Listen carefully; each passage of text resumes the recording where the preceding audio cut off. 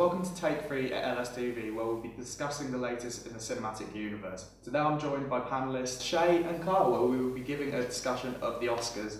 And guys, what is your reaction? What are your reactions to the latest Oscar nominations? I feel like there were a couple of snubs. Yeah. There were a couple of snubs this year, definitely. Jake Gyllenhaal for Nightcrawler is probably my biggest one. What about you?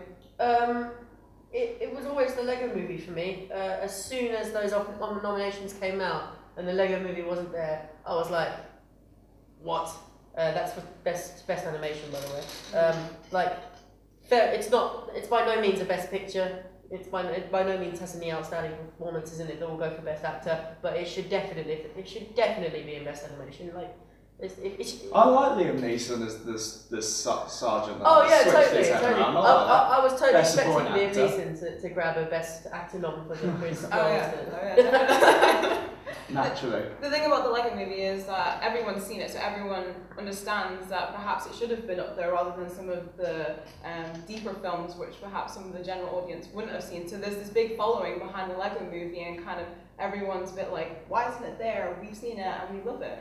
Oscar snubs are always a difficult thing to talk about because you know what should be there, but it's quite difficult to replace them in the actual. That you look at what's not actually nominated, you think, well, those all deserve to be there, but so does the Lego Movie. And I can imagine it being quite difficult. Does Box Trolls deserve to be there? Yeah, I don't think. I mean, I agree with what you're saying with other categories, but with the Box Trolls, I do not think the Box Trolls add anything on the Lego Movie. Yeah, the Box Trolls is so beautifully animated though. I do think it deserves to be there. Not as much as the Lego Movie. It is beautifully animated, but with the Lego Movie, I thought that that's something we haven't seen before in animation. Box Trolls, we've seen Coraline, we've seen very similar stop motion, inverted commas, sort of animation. And I felt like it was very original the way the Lego Movie was animated. It made me forget that it was an advert for Lego. That's how good the Lego Movie was. I will agree with you on that point.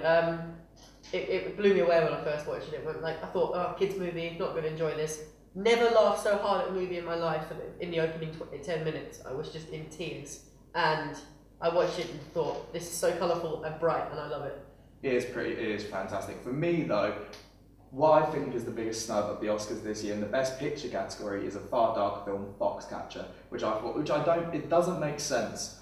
It was nominated for Best Actor, Best Director, Best Original Screenplay, Best Supporting Actor, and somehow hasn't got a Best Picture. It's not the sum of its parts. Clearly. It's kind of like an inverted version of Selma, who only got Best Picture, but then received nothing in anything else. But focusing on Foxcatcher, I saw it recently, and I thought Steve Carell's performance was incredible. A lot of people said that his performance was down to his makeup, but even beyond his makeup, I thought his performance was very chilling, including Channing Tatum's performance as well. I'm not too sure why Mark Ruffalo has kind of got some attention. Mark Ruffalo, for me, they were all on. First time I saw Foxcatcher, I came out thinking Channing Tatum gave my favourite performance of the film. Yeah. I've seen it twice now. The second time, it was all on par. They had three very different performances. You got Channing Tatum, who's like a really naturalistic performance. It reminded me of Robert De Niro in Raging Bull. It's visceral, it's naturalist, it's just everything you want from that sort of role. Steve Carell is like a character actor, clearly. He's delving into this man's psyche completely. And Mark Ruffalo is just one of those actors that's been around for years and just constantly gives good performances, and he's really stepped it up this time. I very much like Steve Carell's performance. I thought it was brilliant, but I think part of the reason I thought it was brilliant is because I've seen what type of role he normally does. Quirky, awkward, comedic role. And to see him in that's what in my head, I know that he's doing really well because that's not the type of thing he normally takes on, and we know the Academy love that. And I know that I think there's one. I can pinpoint Foxcatcher not being nominated for Best Picture for one reason, and it's also a shock for me. American Sniper I'm gonna say. Well, wow. And on that note, everyone, as you can see, opinions flying about already, and I will be taking out the clicker when things get too rowdy. So, guys, when you hear this, we're moving on, okay? So firstly, American Sniper. Ooh. I'm gonna give you my opinion first. Politics aside, a lot of people have been giving it a lot of flack as being a right-wing polemic, pro-American propaganda. That aside, I don't think it's that. I'll tell you what it is, it's remarkably dull. American Sniper uses countless scenes recycled from far better war movies over the past 2 decades. The characters are one-dimensional, and so the relationships hold little to no interest. It was a big disappointment for me, guys. What do you think? Being American myself, I don't actually hold that much loyalty to the nation. I'm a big NFL fan, and I have that kind of American in me. But the American Sniper film just felt so American, almost this false patriotic. And we know that the USA is probably the worst for knowing foreign affairs and just kind of understanding what happens beyond the borders. But they are so engrossed in themselves and making themselves this great freedom nation. And this film only pushes this further. I mean, the film was watched by predominantly white males that were over 25 that were in the army. I do think the audience has somewhat determined how this film has been viewed, though, because Clint Eastwood, he reacted by saying, and I quote, stupid analysis for people that thought this was a pro-war, pro-America thing. And I can see why it's not pro-war, it's pro-human in some ways. One thing it did leave me cold, though. In American Sniper, Chris Kyle is the American sniper. There is another sniper that's been recruited for the Iraqi army, and they're the same. They're very much the same people, and the film does not shine that. Whether it's just laziness on storytelling and character development or not, it's all very one-dimensional. I think there's a lot of outside influences swirling around reviews of American Sniper, like people always have to point out the fact that it is pro-war and it is all this stuff about, is Chris Kyle a bad person or that. Taking all that away from it, I'd like to strip it down to the point of why I go watch a movie for the movie. Taking away all of that.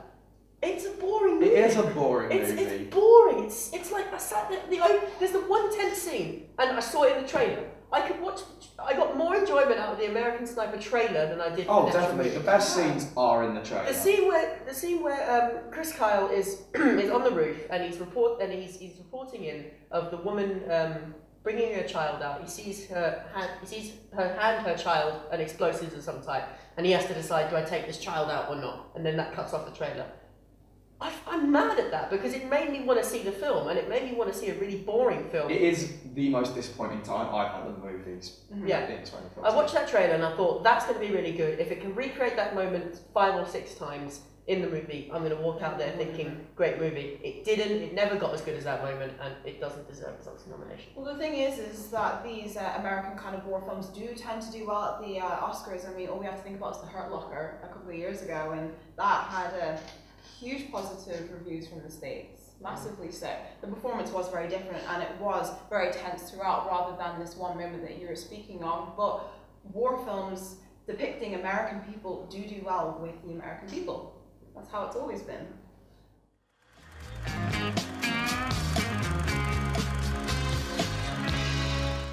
So, before the trailer we were discussing American Sniper, and it's fair to say that we were pretty underwhelmed by the whole experience, weren't we? But one thing we weren't underwhelmed by was Bradley Cooper's performance. Yeah, it's the shining light in an otherwise really, really dull movie. If you want to find something to like about it, and there is a few things to like about it, it's not completely bad. It's nominated for an Oscar. There must be some redeeming qualities about it. Mm-hmm. But one of, if not the best redeeming quality about it is Bradley Cooper's performance. For me, the only redeeming, and Sienna Miller's performance was quite good as well. Bradley Cooper as Chris Kyle. I've seen after the movie, I went and watched Chris Kyle in interviews on Conan and stuff like that, and he did portray it. It's pretty bang on, the portrayal. Maybe the treatment of Chris Kyle is such a one-dimensional character. I help people, I help my country, I help my fellow soldiers. It really held Bradley Cooper back, I thought. It was a really nice subdued performance. But I felt there were many performances that were more Oscar-worthy. Eddie Redmayne is getting a lot of steam building up a lot of steam going into this. Not a fan of his portrayal of Stephen Hawking. Whoa! The clicker's coming out, people. Chill your beans. I loved his performance. I thought it was spot on, and the fact that Stephen Hawking said that he thought it was him when he was watching it is a huge achievement for any actor to get. There is no other person on that list. They all deserve to be there, but there's no other person on that list who's going to win it other than Eddie Redmayne. That's a problem. It was rather skin deep for my life. The early bits are bad. The early portion of the film, the best bit was when he started developing the disease. That was the best bit of the film for me. But it's an okay picture. But that just seemed like a very handsome man, and he's a very good-looking guy anyway, trying to be a nerd. And it didn't work. It was very stale, it was very clunky. Trying to be a nerd, he actually went to Oxbridge, so he's not trying. He actually is. There's a difference between being clever and being a nerd. There is a difference, and he was really trying to. I didn't buy it. I did like him. The twitches, everything about his facial expression, his body language. That was a very dodgy impression, by the way. Just going with that. Part one for the bloopers. But it just felt so skin deep, and I think that's because the material was more interested in the romance than Stephen Hawking as a person. Other performances I do think were more worthy. Michael Fassbender and Frank, you only see his head, you only see his face for like 5% of the film. He is breathtaking. He's got great singing voice, which I never knew he actually had. He's bombastic. He's like a really great rock and roll lead singer. Other performances. Jake Gyllenhaal. Come on, guys. Jake Gyllenhaal in Nightcrawler. Okay. Real. I'll concede that Jake Gyllenhaal definitely deserves to be there, but no performances this year replace Eddie Redmayne. You have a very respected film opinion, but it was a near flawless performance for me. There was I couldn't find any fault with it for Eddie Redmayne. Well, let's talk about the fact that Jake didn't get any sort of nomination at all. I think that was interesting. That was very interesting. I mean, he has been nominated before, but this one he completely took a role without any sort of makeup, no physical change like Eddie, no makeup like Steve Carell, and completely just took a role, embodied it, and really was in this fantastic film portraying the true kind of nightlife of LA. I just thought it was overwhelming, and I'm very, very surprised that he was not offered this nomination. I really hope that it doesn't put him down, because I think he knows. I think he would have seen the reviews of it. He would have seen what people think of his performance, and I think he knows that was his career height. Yes. And I hope that he doesn't take this as maybe even at my best I'm not good enough, because wow, like I have this thing about the Nightcrawler that when I watched movies like Source Code, I watched Source Code and I was like, yeah, Jake Gyllenhaal's good in this. But when I watched Nightcrawler, I didn't even see Jake Gyllenhaal. I saw the guy he was playing, and that's why I feel that it's a career performance for him, and I think he needs to do a lot more like it. I think the reason he's not nominated, we could probably put down to the lack of a physical change, because the Academy do love that. The Academy love an actor completely taking who they are off screen and going on screen and not being able to recognise them. And I think that might be why they overlooked him. I disagree with it, but I think that's their reasoning. Well, let's look at some of the other performances. You say lack of physical transformation. Let's look at Michael Keaton in Birdman, which personally is my favourite for winning the Best Actor nomination. There's very little transformation there. Do you think that's more like a lifetime achievement award on Michael Keaton's part? Because he's never really been given his fair share of nominations. No, he's never really received that many nominations. I thought. Now that you say it, I would agree with it. Yeah, it's kind of like a. Obviously, it's a career capping role for Michael Keaton, there is a lot of, more than he cares to admit probably, a lot of autobiographical feeling going into his performance. It's Birdman for me, probably second only to Boy. Oh God, stop talking about the other things. Best supporting it. Who's going to win? J.K. Simmons. J.K. Simmons. Yeah, it's an odd year for the best male and best supporting male, because normally I'm like, well, they could win, maybe they'll win. No, this year it's a bit of a lot, which I think is a shame, because my favourite of the supporting performances was Ethan Hawke in Boyhood. I bought it all the way through. It's a cliched character, the very like absent dad, he's not around. Ethan Hawke gave it some real gravitas and made it really believable. I'm so bored of that whole role though. I'm so bored of that whole type of cliched role, you know, like J.K. Simmons. It's normally. But J.K. Simmons is like any sports film coach ever. He's like, what's his name? Like the drill sergeant in Full Metal Jacket. That's what it was. I disagree, because J.K. Simmons' performance, when I walk out of a movie normally, I'm either entertained or I'm light-hearted, like, oh, that was good, or I'm sad, something sad happened. When I walked out of Whiplash, I was tired.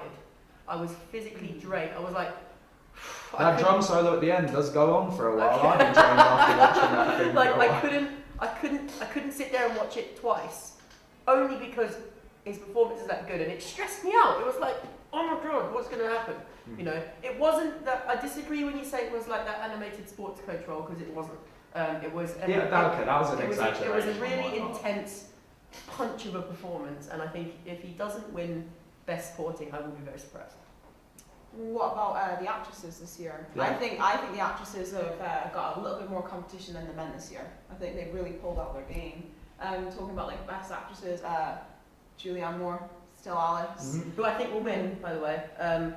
Probably, that's not my opinion. That's not me saying Julianne Moore deserves it. Right. That's me saying Julianne Moore is an Academy darling and will probably snatch it on Reputation. On Reputation. Is she in the same vein as people like before Al Pacino won his Oscar for Scent of the Woman? Scent of a Woman even. Is he in the same? She in the same vein as Leo? She's nominated those. She's never won. She's never won an Oscar, Julianne Moore. And maybe this is her time because she has been giving great performances for the past 25 years roundabout. Well, you know, the Academy love to take those people who've never won and keep it that way for great performances. DiCaprio in Wall Street is one of them, you know, who I felt should have won it and didn't. They like to do that. Maybe they're going to reverse it this time. Maybe one that you feel, okay, she's nominated this time, but she won't win again. And they're going to be like, no, wait, she is going to win. And they'll give you a Julianne Moore win, which is, I think Julianne Moore will take it. Her performance is good enough to warrant an Oscar. You know, you can't take that away from her. You can't say, well, just because Gone Girl was so good. I can't remember the actress's name. Just because Rosamund Pike was so good, that doesn't make Julianne Moore's performance any less. And if she got the Oscar, fine. You know, she deserves it. Even though there might have been someone who deserved it more, Julianne Moore still deserves it. So if she gets it, it won't be a coup. Well, Rosamund Pike's nomination was a big surprise for me because her performance in Gone Girl is very similar to Jake Gyllenhaal's in Nightcrawler. It's very sociopathic. It's very. What's the word I'm looking for? First of all, I'm just surprised that you think it was a surprise. I would have been. No, I think it's a brilliant performance. I think it should win out of all. I haven't seen all the Best Actress performances yet, but out of the ones I've seen, that is the best one. Felicity Jones in Theory of Everything. Felicity Jones was. I think she got lucky. She got lucky. It was a soft year for female performances, I thought, in some ways compared to last year. And a lot of people were getting very up in arms about Jennifer Aniston in Cake getting a snub. She was very good in Cake. Was she good in Cake? I was a bit bored one night, so I decided to watch Cake. And she was very good. I don't agree with the uproar that she should have been nominated. It was a good performance nonetheless. But yeah, it was a good performance. It wasn't very Jennifer Aniston. It's just like Steve Carell, I think, in my opinion. Some people might think differently, but not to the. It wasn't to the level that Steve Carell's was, and I agree with the actress nominations. What about Witherspoon in Wild? Has anyone seen that? I'm afraid I haven't. I think that's the one. We haven't seen it, so we can't comment on it, unfortunately. She's probably good. She's probably good. Don't maybe watch it. We're extremely professional. We make sure we're very up to date. And of course, Meryl Streep got a nomination, just adding to her I never-ending list. refuse to see Into the Woods, just for you guys to know. I just don't want to see it. So I think Streep got I have to nominated. pay my own money. I'm not Richard Roper who gets paid to go see rubbish films. I refuse to go see Into the Woods. I think Into the Woods is a musical, so often musicals should stay on the stage. And Meryl Streep, she probably did a good job. But the actresses on West End and Broadway probably do it better. They do like musicals, the Academies. I'm surprised they didn't get that. Chicago winning Best Picture. Yeah, Les Mis got nominated. Moulin Rouge. I don't think Moulin Rouge did get nominated. Did it get nominated? Yeah, it got Best Picture nominated, but it lost out to what year was Moulin Rouge? 2000. I think it might have been A Beautiful Mind or something. Maybe Beautiful Mind or American Beauty, maybe. I got this wonderful image of Meryl Streep sitting in her kitchen one morning, sipping tea and reading the newspaper, and someone comes in and says, Meryl, you've been nominated for an Oscar. And she's like, again? Really? Really? Have to go to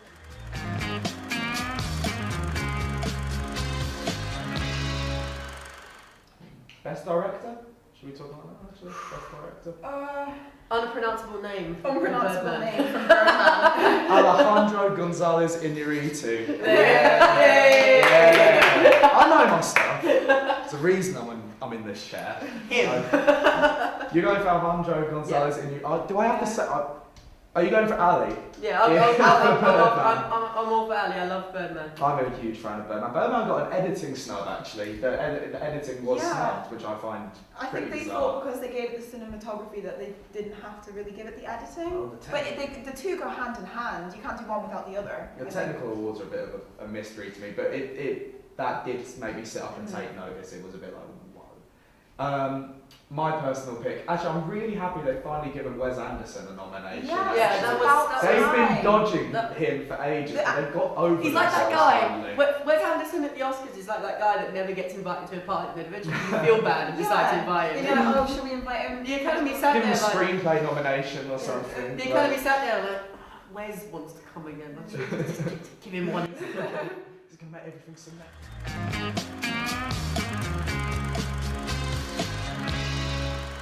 The big one now, guys. Who do you think should and who do you think will win Best Picture? I love that discussion with when it comes to the Oscars. It's always something that props up, the should and will, because some people think, oh, that will win, but I think this other thing should win. But I think for this year, they're both the same for me. And Birdman, yeah, I think it should and I think it will win. I'm a huge fan of Birdman, and I've got to admit, it is second. What, Shay, how about you? What do you think? I don't think we've given it enough credit. Grand Budapest Hotel. The Grand Budapest Hotel is also. They're not. It is the most incredible. unique. I think it's the most unique out of all the best. Incredible cast, beautiful colours, beautiful cinematography. I just think that nobody really is giving it enough attention, and I think that should win Best Picture. I definitely agree with you, but I don't think the Academy are going to give Wes a nomination and a win in the same year. Oh no, that's too much. Baby steps now, people. Yeah. Again, it's a should and a will. Yeah. So. For me, mine is a shoulda than will actually. It's quite nice actually this year. Boyhood for me. It took me on, you know, like a lot of people said last year, Gravity took me on a journey. Interstellar this year took me on a journey. Boyhood took me on a journey. Just watching that, and everyone gets very stuck on, this film's over 12 years, it's a shtick, it's this, that. Watching that young boy, L.R. Coltrane, developing over time, and even the adult actors like Patricia Arquette looks a bit older, she gets a bit tired. It's very unvain performances from her and Ethan Hawke. So Boyhood really. Let's make this interesting, okay? I'm putting Birdman forward, you're putting Grand Budapest Hotel, you're putting Boyhood forward. The two, if your film does not win the Oscar, you have to watch Transformers 4. There are some awful things going on in this show. Cut! Okay, so I'm shaking you. Like, come on, let's do it. Okay. But to be fair, if your film loses, you watch Transformers 4. I prefer to watch that than Gravity, to be honest, so there we go. Yeah. We're not That's going to go entirely into that. That's an entirely different episode. Join me next week where I'll do Slating Gravity for a full 10 minutes. Anyway, next week we're all going to be going away and we're going to be watching various films. Guys, what will you be watching? Well, we're each going to watch a film and then we're going to discuss them next week for your viewing pleasure. I have chosen a guilty favourite of mine. I'm not going to admit this to the camera because you guys will judge me. I'm going to go away and watch Transformers 1. Okay. That means I have to watch Transformers 1. I'm going to choose Kingsman, the recent film, the recent spy film. Yeah. Yeah. And I will be choosing Ex Machina. Well, thank you for joining us here at Take 3. It's goodbye from the panellists and goodbye from me, and I'll see you next week. Bye-bye!